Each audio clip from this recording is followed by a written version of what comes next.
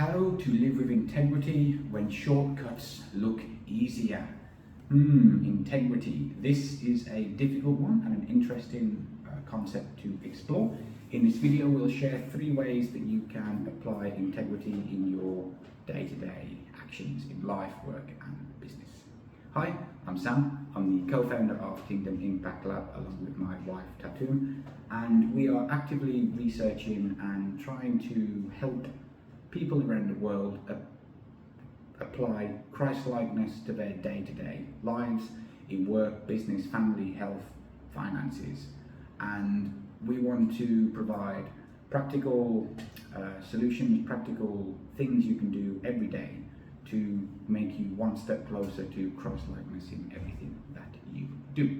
So let's dive into this video, which is about how to live with integrity when shortcuts look easier. What exactly is integrity? Integrity is doing the things that you say you're going to do when you say you're going to do them. It's doing the thing that you know to be right, even when it goes against your self-interest. And more importantly, it aligns with the Beatitude number 6 in the Sermon on the Mount, which says, "Blessed are the pure in heart." And pure in heart to me means that you are consistent with who you are as a person in your heart, your soul and your being, and the actions that you do outside in the world, in the workforce, etc., etc. So with that last point, I could go on and talk about this for hours, but I'm not, for the sake of keeping the video short. But there is a massive sacred secular divide where people are one person in the church and then they come out and they're a completely different person out in society. This is a result, in my opinion, of the spirit of the world workforce culture, which is transactional in nature, which is focused on money, power and greed and all of those other negative human attributes. And whenever you're out in the workforce, these will influence your moment-to-moment decisions and pull you away. And it's often easier just to go with the flow or follow what everybody else is doing, rather than trying to proactively fight against things. That is what causes the inconsistency between who you are as a person and your actions, and then that leads to a whole bunch of other negative symptoms of the problem, which would be burnout, disillusionment, just stress and all these other things. So to have integrity, you have to be consistent with who you are as a person and your actions out in the world. And in order to do that, you first need to have clarity on your identity and what it actually means to be a Christian and what your core values are. And even if you're not a Christian, you still need to have clarity on who you are as a person. You need to have that solid rock. You need to anchor your identity in some eternal truth. For Christians, it's going to be in God and Jesus, but for non-Christians too, you need to anchor your identity in some kind of eternal, timeless, universal truth, so that you will always anchor yourself to this and you can always bring yourself back, because without it, we slip into what's called relativism, where each human then defines their own truth and there's no unity. And if you define your own truth, you're going to be defining your own truth based, subconsciously, based on what is more advantageous and beneficial to your situation now and your self-interest. So it's impossible to have integrity unless you have some kind of eternal, timeless truth that you can root your identity in, so that you can always recalibrate and go back. So for me, a personal story of this is, I worked with a client before, and I've told this story a lot of times, so forgive me if you've heard it before. I was working with a client, and to put a long story short, we had an agreement that I would give him to build this system in his business in exchange for a fee. I expected the project to take me 2 weeks to do in total, and so as a result, I provided ongoing support as part of the package, and basically the system was a 3-month email system over a period of 3 months. It would take me about 2 weeks to complete, and then he would schedule the emails, and then I would provide ongoing support until the last email went out at the end of his 90-day period. And so I'm expecting this to take me 2 weeks to do, and then the rest of the stuff would just be managing the system, talking to the client, problem solving, etc., etc. Well, this client had no North Star, and so he kept spinning in circles, moving over here, and then over here, and then over here, and essentially this delayed the project by 2 to 3 months. And I'm in the situation because I've promised to provide support until the last email goes out, which now coincides with the time when my second son was about to be born, and I just wasn't prepared to commit to providing ongoing support when I've got a new baby in the house. And so I told the client, I told him that I can't do this. I was honest about the situation, and I told him that, look, I've given you 3 months of, this project has gone over by about 3 months already. In this time, we've had calls, I've given you support, I've done this.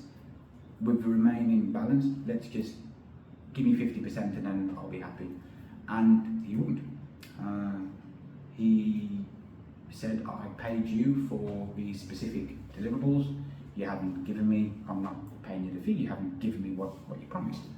And so I was in a situation where if I went upstairs on my laptop, I could have written the emails and given it to him in 2 hours, and then justified the full amount that was outstanding, which incidentally was around the same amount that my wife's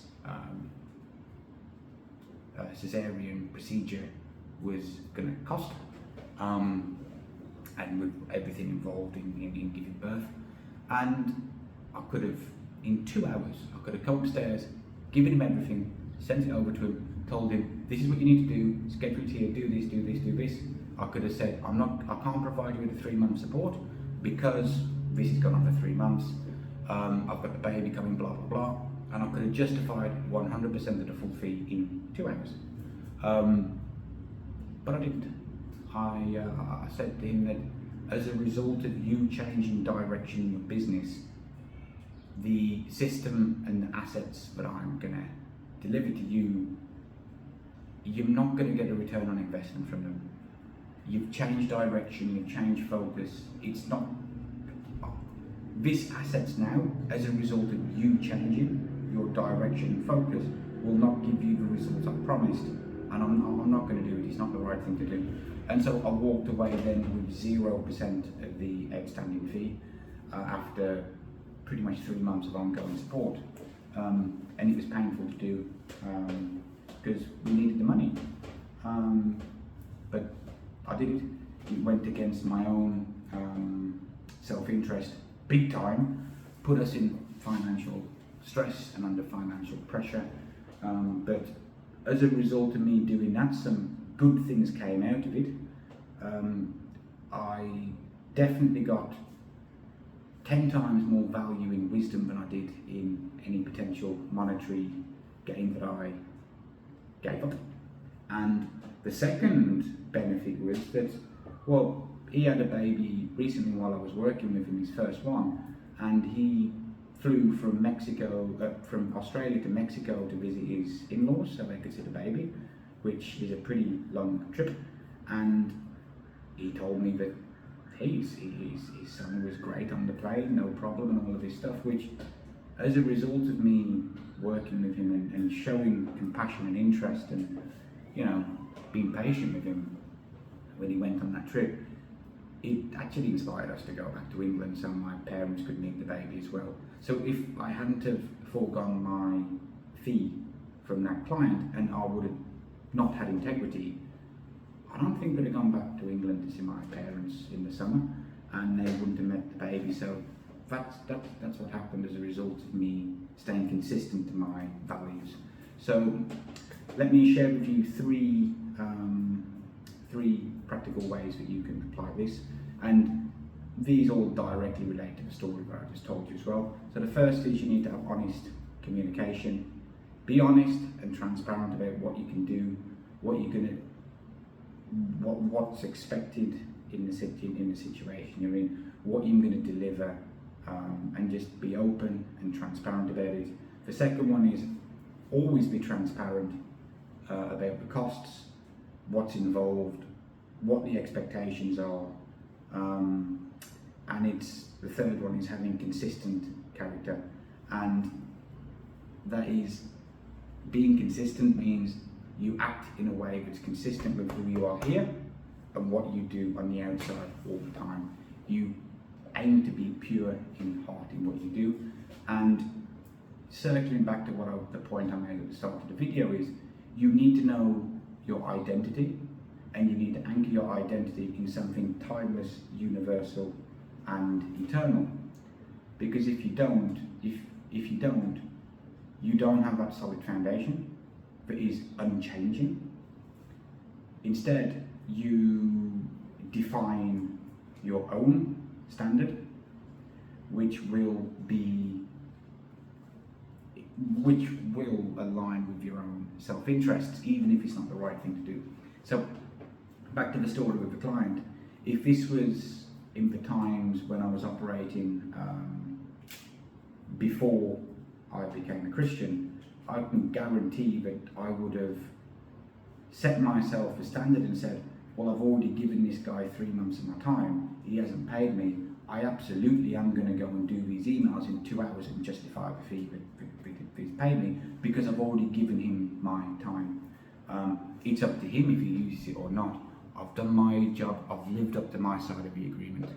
And I can guarantee that that's exactly what I would have done.